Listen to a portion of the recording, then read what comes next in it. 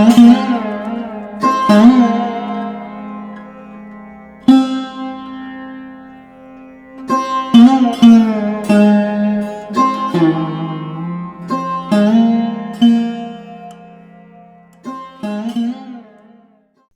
Everyone, welcome back to my channel. কেমন আছো তোমরা সবাই? আশা করছি সবাই খুব ভালো আছো। আমরাও ভালো আছি। ঘুম থেকে উঠে রৌদ্র ঝলমলে একটা খুব সুন্দর আকাশ দেখলে মনটা এমনি ভালো হয়ে যায়। মন তখন বলে আজকের দিনটা ভীষণ ভালো কাটবে। আর তাই আমি এটাও জানি আজকের ব্লগটা দেখতে তোমাদেরও ভীষণ ভালো লাগবে।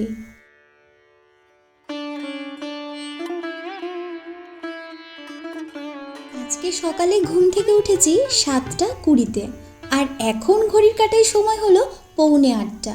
এতক্ষণ একটুখানি নিজেকে টাইম দিচ্ছিলাম। আসলে ঘুম থেকে উঠেই ক্যামেরাটা হাতে নিতে আমার ভালো লাগে না। কিছুক্ষণ জানলার পাশে ওই আকাশ দেখতে, তারপর খুব সুন্দর প্রকৃতি দেখতে, এইগুলো করতে করতেই আমার কেটে যায়। আমার মনে হয় এইভাবেই দিনটা শুরু করলে দিনটা খুব ভালো কাটে। কারণ প্রকৃতির কি আভাস, কিছুক্ষণ প্রকৃতির দিকে তাকিয়ে থাকলে এমনিই খুব ভালো করে বোঝা যায়। আর এখন কি করছি বলো তো, প্রতিটা ঘরের জানালাগুলো খুলে দিচ্ছি যাতে খুব ভালোভাবে আলো বাতাস ঘরে আসতে পারে। তাছাড়া প্রতিদিনই সকালবেলা ঘুম থেকে উঠেই এটাই থাকে আমার প্রথম কাজ, ঘরের জানালা দরজাগুলো খুব ভালোভাবে খুলে দেওয়া। তবে জানো, এবার বর্ষাকালে না ভীষণ কষ্ট পেয়েছি। প্রথমত জানালা দরজা খুলতে পারতাম না, আলো বাতাসের ভীষণ অসুবিধে হতো। তার মধ্যে দড়ি টানিয়ে ঘরের মধ্যে জামা কাপড় শুকোতে হতো।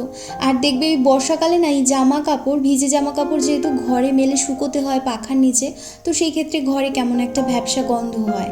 প্রতিদিন ধুনো ব্যবহার করতে হতো, সন্ধ্যাবেলা হলেই ধুনো দিতাম। আবার তার মধ্যে আবার প্রচুর মশা হতো। সব কিছু মিলিয়ে মানে এবার বর্ষাকালে আমি পাগল হয়ে গিয়েছিলাম। শুধু মন চাইতো কবে এই বর্ষাকালটা যাবে। তবে হ্যাঁ, আমি কিন্তু বর্ষা দেখতে ভীষণ ভালোবাসি, বর্ষায় ভিজতে ভীষণ ভালোবাসি।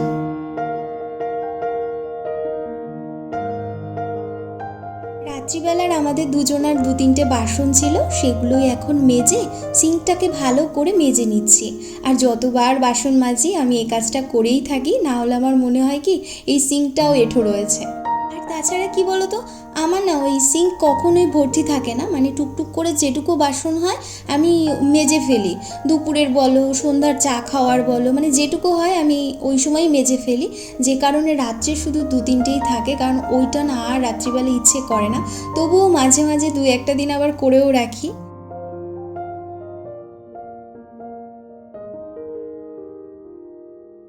আর এদিকে আমার সংসারের যত বাসি কাজকর্ম ছিল সবই হয়ে গিয়েছে। ওই ঘরের দোরগোড়ার সামনে একটু জল দেওয়া, তারপরে তোমার প্রতিটা ঘরে হালকা হালকা করে একটু ঝাড় দিয়ে নেওয়া, ব্যাস। আর বাসন তো মাজা হয়ে গেল, দেখলেই তোমরা। এইবার চাটা বসিয়ে দিচ্ছি।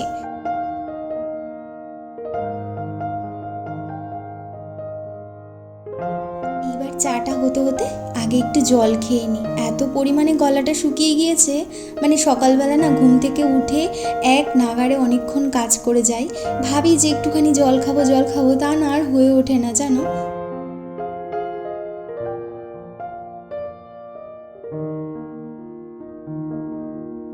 কালকেই বিস্কুটের বয়মে বিস্কুটগুলো ঢেলে রাখার কথা ছিল, কিন্তু সে যে কী পরিমাণ মাথা যন্ত্রণা করছিল তার এগুলো কিছু করতেই পারলাম না। সংসারের কিছু কাজকর্ম থাকে যেগুলো যদি সন্ধেবেলা করে রাখা হয় তাহলে দিনের বেলায় এত তাড়াহুড়োর মধ্যে সেগুলো আর করার প্রয়োজন পড়ে না। আর কি বলতো, দিনের বেলা যেহেতু আমরা খুব তাড়াহুড়ো করে সমস্ত কাজকর্ম করি, তাই ধীরে সুস্থের কাজগুলো না ওই সময় মাথা ঠান্ডা করে একদমই করা যায় না। এটা পড়ে যায়, ওটা ঢালতে গেলে আবার ওটা পড়ে যায়, এইরকম হতে থাকে। তো ওই জন্য আমি সন্ধেবেলায় করে রাখি, কিন্তু কালকে আর হয়নি। যাই হোক, এখন করে ফেলেছি। আর এই যে দেখো তো, এই ট্রেটা তোমরা কেউ চিনতে পারছো নাকি? ওই যে বারাসাতে কালী পুজোয় গিয়েছিলাম না, তখন মেলা থেকে এই ট্রেটাই নিয়েছিলাম, তাই ভাবলাম আজকেই উদ্বোধন করে ফেলি। আর তাছাড়া কাঠের জিনিসপত্র আমার ভারী পছন্দের, জানো তো। তবে আগে হলে কিনে এনেই ব্যবহার করতে শুরু করে দিতাম, কিন্তু এখন তো পাছে তোমরা রয়েছো, তাই তোমাদেরকে না দেখানো পর্যন্ত ব্লগে আমি যেন কোনো জিনিসই উদ্বোধন করতে পারি না, ভালো লাগে না। মন চায় আগে তোমাদেরকে একটু দেখাই, তারপরে উদ্বোধন করব।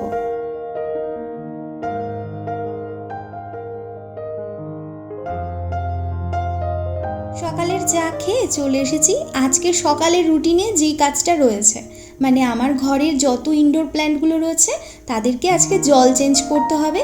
আর তাদের যত সব পাত্রগুলো রয়েছে সেই পাত্রগুলো না ভালো করে মেজে ধুয়ে তারপরে আবার নতুন জল দিতে হবে। এটাই হচ্ছে আজকে প্রধান কাজ। তবে হ্যাঁ, এই সমস্ত ইনডোর প্ল্যান্ট ঘরে রাখলে যেমন ঘরের শোভা বাড়িয়ে তোলে, ঘরের সৌন্দর্য ফুটিয়ে তোলে, ঠিক তেমনি একটু কিন্তু খাটনি আছে, তবে বেশি না। ওই যে জল পাল্টে পাল্টে দিতে হয়, তারপরে একটু খেয়াল রাখতে হয় ওদের দিকে। কিন্তু হ্যাঁ, সংসারের প্রতিটা কাজই যদি রুটিন মাফিক করা যায় তাহলে কিন্তু কাজটা অনেক বেশি সহজ হয়ে যায়। যেমন ধরো শনি মঙ্গলবার দিন কিন্তু আমরা ঘরে ঝুল ঝাড়তে পারি না, তারপরে বৃহস্পতিবার দিন আবার আমাদের পুজোর জায়গায় অনেকটা বেশি সময় চলে যায়। তাই এই দিনগুলো একটু বুঝে বুঝে কাজ করতে হয়। শনি মঙ্গলবার দিন ওই জন্য আমি কি করি বলো তো, ওই ধুলো ঝাড়াঝাড়ির কাজগুলো করি না। বৃহস্পতিবার দিন যেহেতু পুজোর ঘরে অনেক বেশি সময় কাটে, তো সেই জন্য আবার ওই ধুলো ঝাড়াঝাড়ির কাজগুলো রাখি না। আর যেদিন এই সমস্ত কাজগুলোর থেকে একটু চাপ কম থাকে সেই দিন কিন্তু ঘরের অন্যান্য কাজগুলোর দিকে আমি একটু বেশি ধ্যান দিই। এরকম করেই সংসারের প্রতিটা কাজ আমি রুটিন মেনে মেনে করি। তবে হ্যাঁ, ঠিক করেছি কি জানো, খুব তাড়াতাড়ি না আমি একটা খুব সুন্দর রুটিন বানাবো, যেই রুটিন অনুযায়ী মানে আমার লাইফস্টাইলটাই অনেকটা চেঞ্জ হয়ে যাবে। মানে দৈনন্দিন জীবনটাকে একটু পরিবর্তন করার চেষ্টা করছি।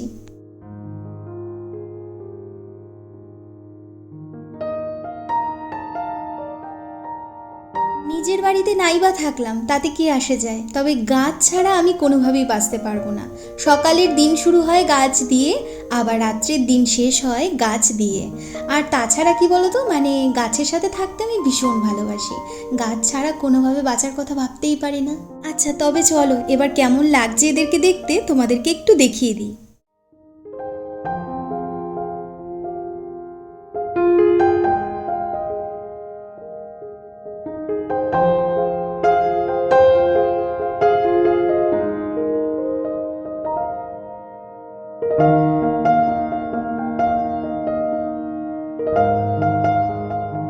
বড়বাবুর অফিস ঘরেও বেশ কয়েকটি গাছ রয়েছে, তবে সেগুলোকে আর আজকে ধরলাম না, কারণ ওগুলোকে আজকে ধরলে না অনেক বেশি সময় চলে যাবে।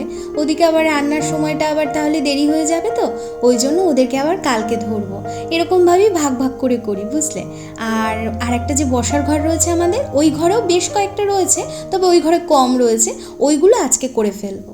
তিথি পাল কমেন্ট করে লিখেছে, তোমার ভিডিও আমি আগেও দেখতাম আর এখন আবারও তোমার নতুন পরিবারের সদস্য হলাম। এগিয়ে যাও তুমি, আমরা তোমার সাথে আছি। অসংখ্য ধন্যবাদ তোমাকে। সত্যি কথা বলতে তোমার কমেন্ট পড়ে কিন্তু আমি অনেকটা মনে জোর পেলাম। চ্যানেলটা যেহেতু একদমই নতুন, তাই মনের মধ্যে একটু হলেও ভয় কাজ করে। তবে কি বলো তো, তোমরা এত সুন্দর সুন্দর কমেন্ট করে আমার মনে সাহস জোগাচ্ছ, তোমাদেরকে অসংখ্য ধন্যবাদ। এই বিছানা ঝাড়াটা যেহেতু আমার বাকি থাকে, মানে একটু বেলার দিকে করতে হয়। ও যেহেতু অনেকটা রাত করে শোয়, তো তাই ও পরে ওঠে আর আগে আমি উঠে যাই। তো সেই কারণে না আমি ঘরটা ভালো করে পুরোপুরি ঝাড় দিয়ে দিতে পারি না সকালবেলা, আর ঘর মোছাটাও বাকি থাকে। তবে কি বলতো, ওই একটা কাজ দুবার করলেও না আমার কোনো কষ্ট হয় না। ওই নিজের সংসার বলে একটা শান্তি কাজ করে। আর তাই সকালবেলা যখন বাসি কাজকর্ম করি তখন কি করি, হালকা করে একটা ঝাড় দিয়ে নিই, আর এই বেলার দিকে এসে ভালো করে ঘরটা ঝাড় দিয়ে নিই। তারপরে রান্নাটা করতে করতেই আমি বেশিরভাগ দিন ঘরটা মুছি। তবে মাঝে মাঝে আবার মানে যেদিন দেখি যে রান্নার দিকে অতটা ঝামেলা নেই, সেদিন আবার আগে আগেও মুছে নিই। মানে ঠিক থাকে না, তবে বেশিরভাগ দিনই আমি রান্নাটা বসিয়ে দিয়ে এক ফাঁকে এসে ঘরটা মুছে নিই।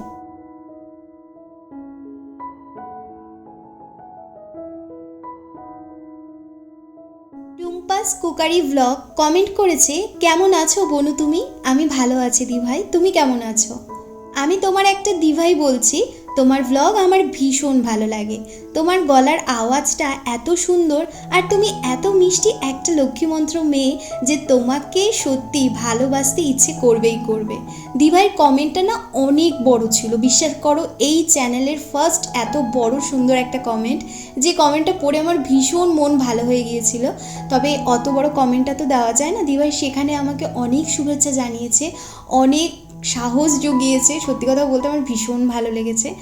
আরও এগিয়ে যেতে বলেছে আমাকে সামনের দিকে। আমি দিভাইকে জানাই অসংখ্য ধন্যবাদ। দিভাই তুমি এভাবেই আমার পাশে থেকো, যাতে আগামী দিনের পথ চলতে আমার কাছে অনেকটা বেশি সহজ মনে হয়। আর আর ছাদে এসে জামা কাপড়গুলো মেলে দিয়ে এখন কি করছি বলো তো, একটু বেলপাতা তুলছি যাতে পুজোয় দিতে পারি। যেহেতু আমার শিব ঠাকুর রয়েছে, তো শিব ঠাকুরকে তো ফুল দেওয়ার থেকেও বেলপাতা দিলে শিব ঠাকুর বেশি খুশি হয়। আর এই ছাদের পাশেই না মানে বেলগাছটা রয়েছে, তো সেই ক্ষেত্রে কি হয় মানে পুজো দেওয়ার যখনই দরকার পড়ে বেলপাতা, তো সেই সময় গিয়েই আমি বেলপাতা নিয়ে আসতে পারি। আরও কতগুলো শুকনো লঙ্কা, জিরে, এই সমস্ত কিছু ছিল। তারপরে আদা ছিল। আদাগুলো তো এখন দেখো না কেমন একটা, নতুন আদা বলে কেমন ভিজে ভিজে থাকে, তাই বাজার থেকে আনার পরই আদাগুলো কি করি রোদে দিয়ে দিই।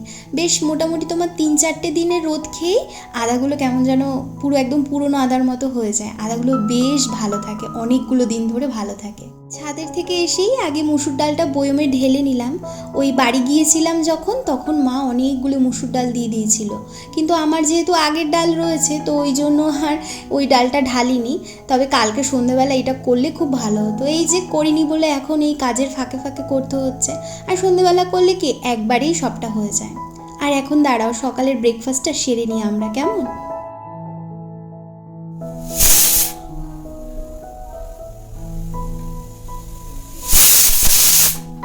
কালকে রাত্রিবেলা একটু পটল আলুর তরকারি করেছিলাম রুটি দিয়ে খাওয়ার জন্য, তো কালকে রাতে রুটি দিয়ে খেয়েছি। আর আজকে সকালে আটা মেখে একটু রুটি করে নিলাম 4টে, আর ওই তরকারি একটু রেখে দিয়েছিলাম, ওইটা দিয়েই খেয়ে নিলাম। সকালের ব্রেকফাস্ট হয়ে গেল। আর দুপুরবেলা আজকে রান্না করছি মটর ডাল ভিজিয়ে রেখে দিয়েছিলাম কালকে রাতে, ওই ডালটা দিয়েই বড়া করে তারপরে ঝোল করব। কালকে রাত্রিবেলা হঠাৎই মায়ের হাতের একটু বড়ার ঝোল খেতে ইচ্ছে করছিল। জানি মায়ের মতো হবে না, তবুও ওই একটু চেষ্টা করছি, এই আর কি।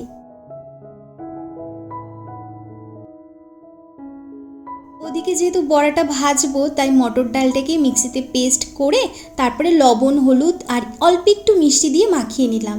ও তার মধ্যে একটু লঙ্কাও দিয়েছি, এটা মা বলেছে। তবে জানো তো, আমি যখন করি মিক্সিতে করি, কিন্তু মা যখনই করে মা কিন্তু শিলে এই ডালটা বাটে। আর সেই কারণে একটু দানা দানা থাকে বলে না ডালটা খেতে বেশি স্বাদ হয়। কিন্তু আমি এখন ওই শিলে বাটতে গেলে অনেক সময় লেগে যাবে, তাই জন্য আর ওইসব না করে আমি একেবারে মিক্সিতেই করে নিলাম। তবে মশলা যেমন অনেকক্ষণ ধরে পেস্ট করি, এই ডালটা কিন্তু তেমন করিনি, মানে একদমই হালকার ওপরে একটু পেস্ট করে নিয়েছি।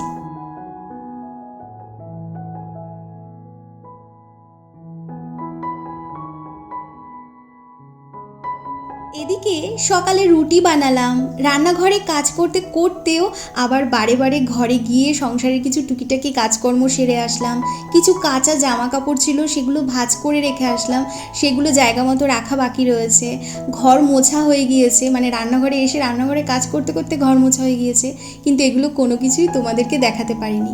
আসলে কি বলো তো, ক্যামেরা নিয়ে নিয়ে যদি এই সমস্ত কাজ করা হয় তাহলে অনেক বেশি সময় লেগে যায়, আর দ্বিতীয়ত ব্লগটা অনেক বড় হয়ে যায়, তো সেই কারণে তোমাদেরকে দেখাতে পারিনি। তবে হ্যাঁ, সংসারের প্রতিটা কাজ গুছিয়ে পরিপাটিভাবে করতে ভীষণ ভালোবাসি। সংসারের প্রত্যেকটা কাজ যখন অনেক যত্ন নিয়ে করি, তার মধ্যেই আমি সারাদিনের শান্তিটুকু খুঁজে পাই।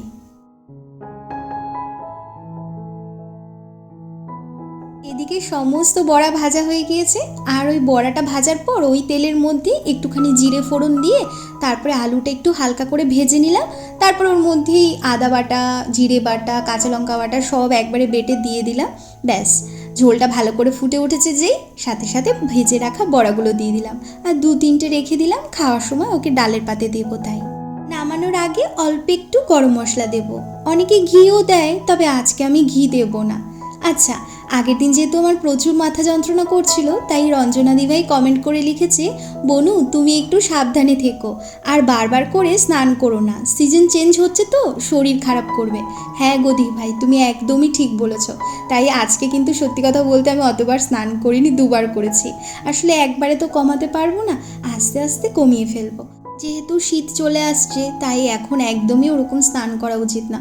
তবে জানো, মাথা যন্ত্রণাটা না একদমও পুরোপুরি কমেনি, মানে ঘুম থেকে উঠেছিলাম পর হয়নি, তারপরে আবার একটু পর মানে মোটামুটি 3-4 ঘন্টা যেই চলে গিয়েছে আবারও একটু মাথা যন্ত্রণা করছে, মানে যেই স্নানটা করছি সেই আমার মাথা যন্ত্রণা হচ্ছে। তো আমি ভালো করে বুঝতে পারছি ঠান্ডা থেকে এটা হচ্ছে।